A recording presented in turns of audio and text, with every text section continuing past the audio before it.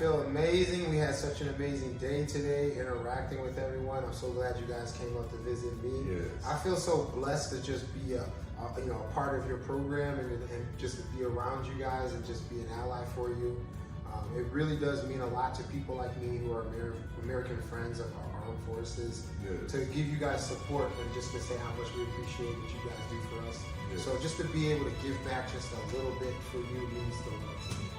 Wow. Thank you very much for that. And I'll tell you this, man.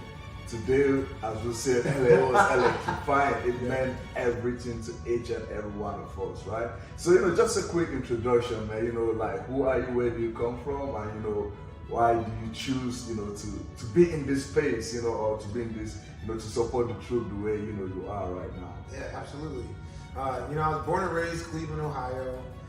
Spent most of my time in Ohio. I graduated, went to college in Michigan, studied biblical languages, ancient Greek, Hebrew, Aramaic. After that, I went on to work for a church camp in New York. That's where I met my beautiful wife. And I worked a little bit in special education there as well. And then I transitioned out here to California about 5 years ago. Started working in some special education out here. I was coaching as well. And then we've transitioned now into bodybuilding. Wow, that is beautiful. That's bodybuilding. Yeah. Wow, this morning, man, the class you gave to us, like I'll tell you this, it was full of so much inspiration, man, to hear your story and how it inspired every one of us on the bodybuilding team. If you don't mind sharing, just a little bit of that, man, because, for me, I felt like, the world needs to know, like, the drive behind what you do, because, there's passion behind every action you take. And we just like to know where that comes from, and how it comes to this point right here. Yeah.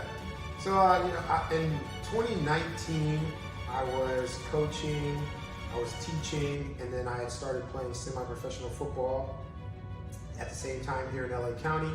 I was doing really well. I was a captain on the football team. We were actually getting recruited. Some of us were actually getting recruited by a professional team down here in LA, the LA Wildcats, for the Alliance Football League, Pro League.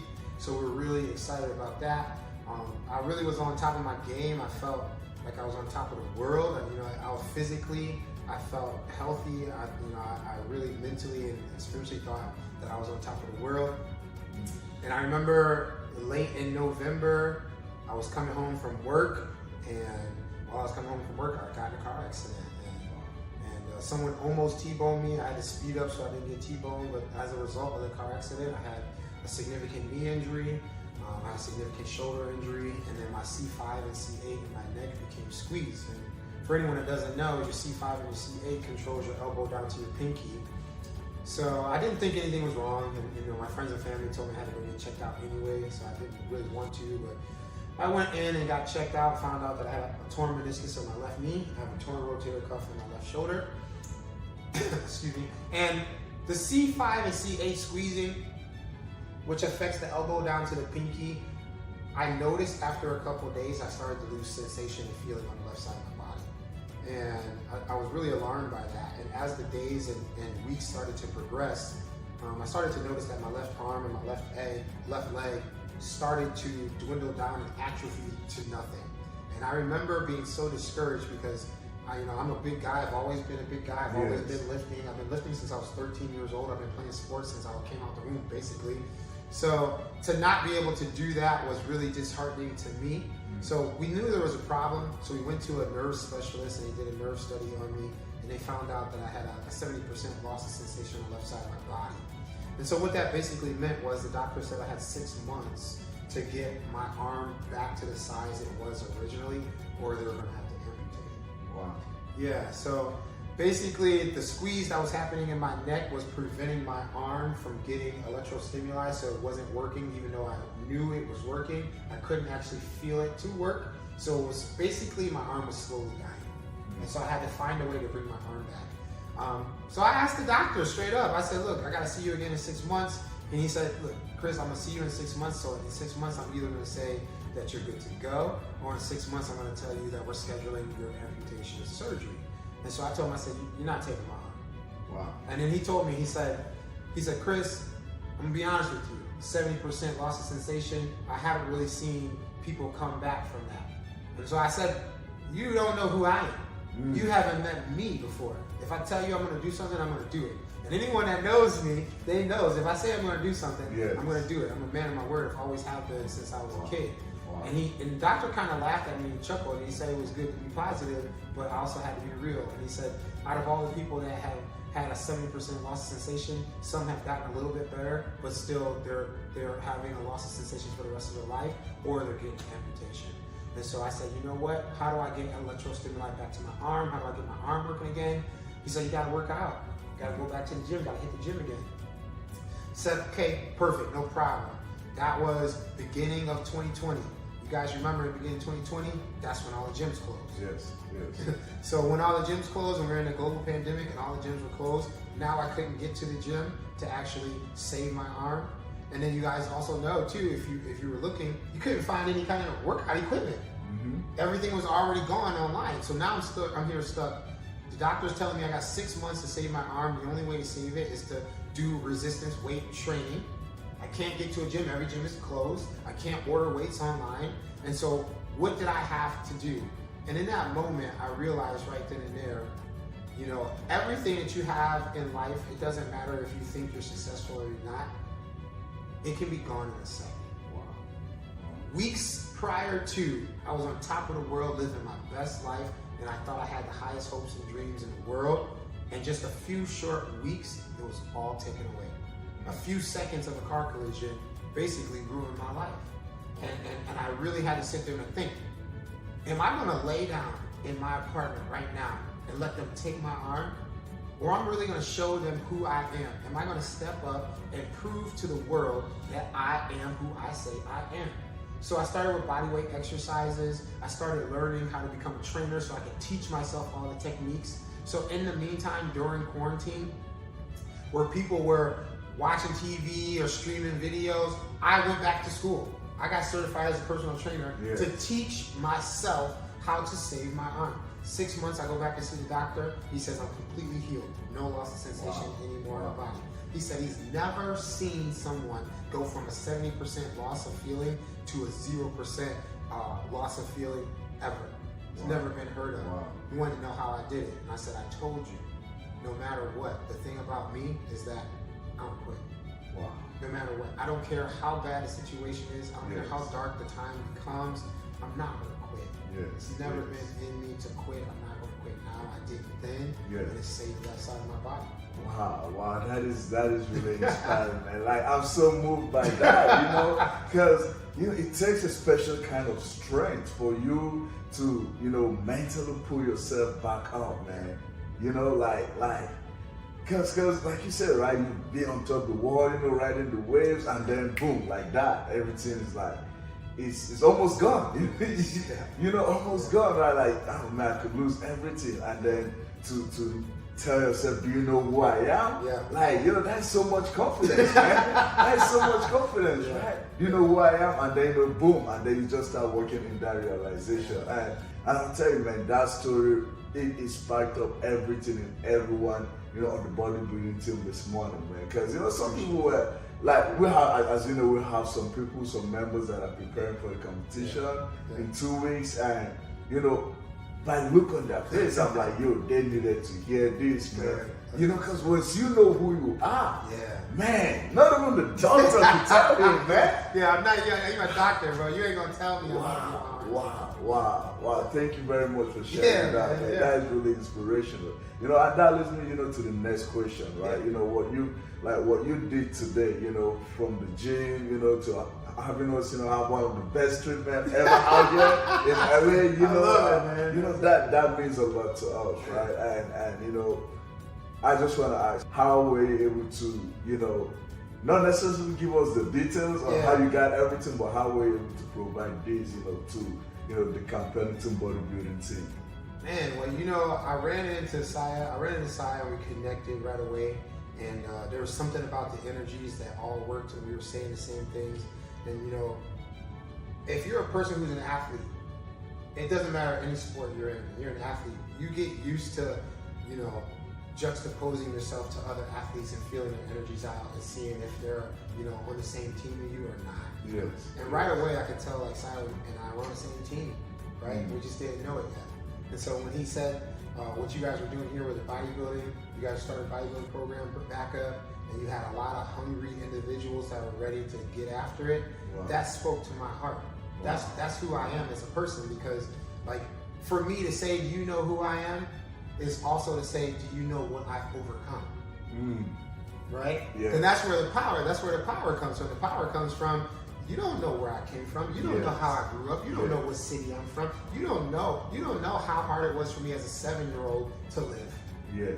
So now that as a 36-year-old, the problems I have as a 36-year-old, I can relate to that 7-year-old who was trying to make the best out of this situation. So now I'm here at 36-year-old just trying to make the best out of this situation. Yes. And then I see there's a group of you young people who are just animated, and you guys are passionate, and you guys all have the drive and will and want to succeed.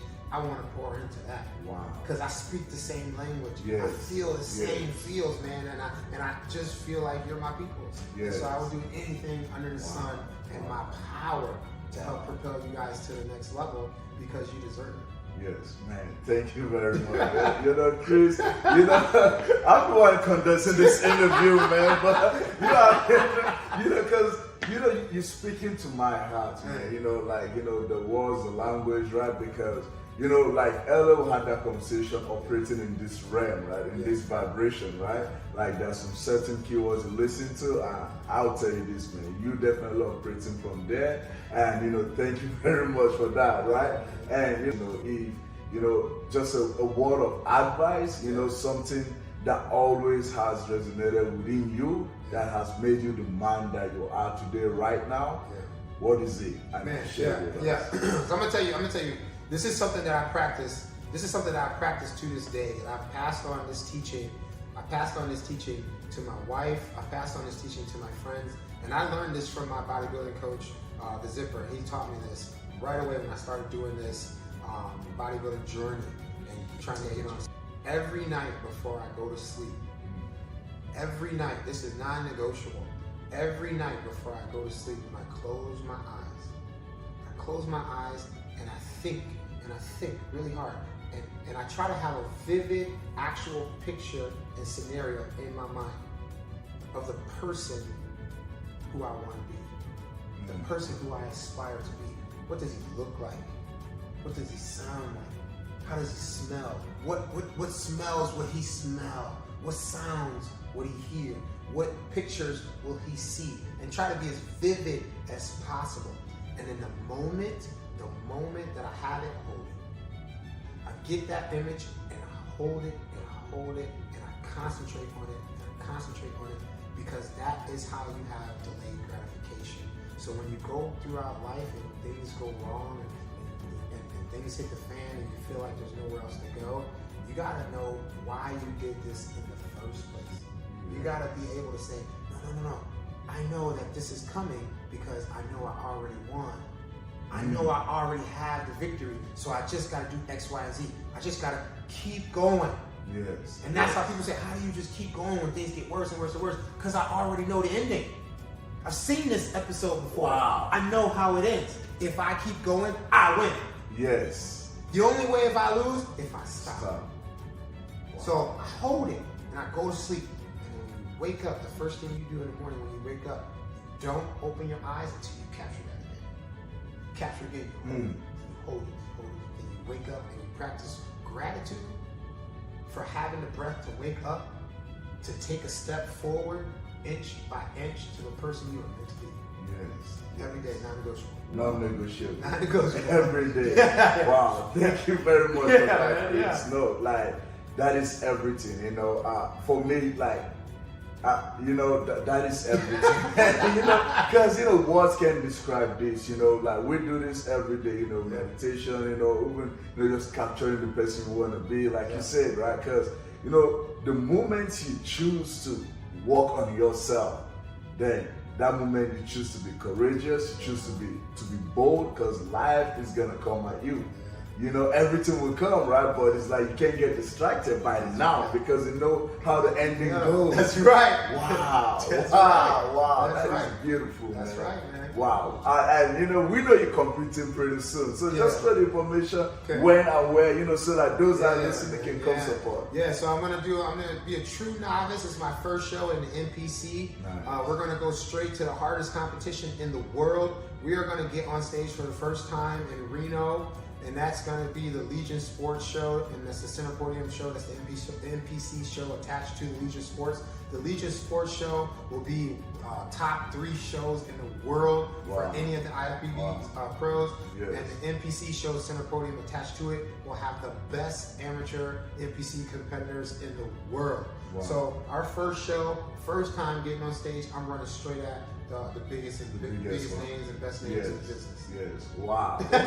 Oh, you mean business. Yeah, man, we're going you straight. mean business. We're going straight at them. Wow. Yeah. Wow. Yeah, and I'll tell you this, you already got it anyways. Yes. You know, Yes, sir. you know how we speak. Yes, sir. You know how we Yes, speak. sir. You know, go Yes, sir. pick up your trophy. You That's know, right. because you know, at the end, you put in the work, you do everything. We see your story inspires every day. So it's like there's just no way, you know, that, you know, anything will go against this, you know what I'm saying? So it's like, go pick up your trophy. Yeah. Like you guys told me, That's right? right. That's right. That's Yeah, right. so that's when we so show tough. up, it's who's getting second, because I know who's getting first. Yes. Right here. Yes. That's the mentality right there, man. Wow. You know, Chris, thank you very much for giving us the time, the opportunity, and you know, everything you keep doing for the team, you know, everything you've been providing for the team. We want to say thank you very much from the bottom of my heart. Man, we want to say thank everything. you too. And like the people that take care of me the most, you know, I'll give a couple shout outs. Like, you know, Flex Gym, we welcomed you guys today. So, you know, everybody at Flex Gym, you guys are now officially part of the Flex family, right? So don't be shy. You guys are a part of our family too. We're adopting you guys. We're adopting all Camp Pillarden, just so you guys know. You know, anybody that's in your varsity squad that wants to come up, man, and get some love, you're absolutely welcome to anytime. It's Flex Gym in Woodland Hills. And then also out here in LA, we got Regenix too for health optimization. We work with you guys too. We just really want to just say how much we thank you guys and care about you guys so much. And just to give you a little bit of, you know, a taste of my life was amazing and everything to me. So I can't go, that goes without saying. And like I say, P.S., thank you to Blinkies for the donuts. I didn't have any donuts. I can't speak for anyone else in the interview about having donuts, but I'm getting on stage in October, so I did not have donuts. But I heard they were amazing. It was. I had like 2 donuts from plates. It was, man. Yo, thank you very much. Yeah, man, anytime. Yeah, we'll do this again. Many more. All right, thank you, Kitty. I appreciate it, man. Thank you.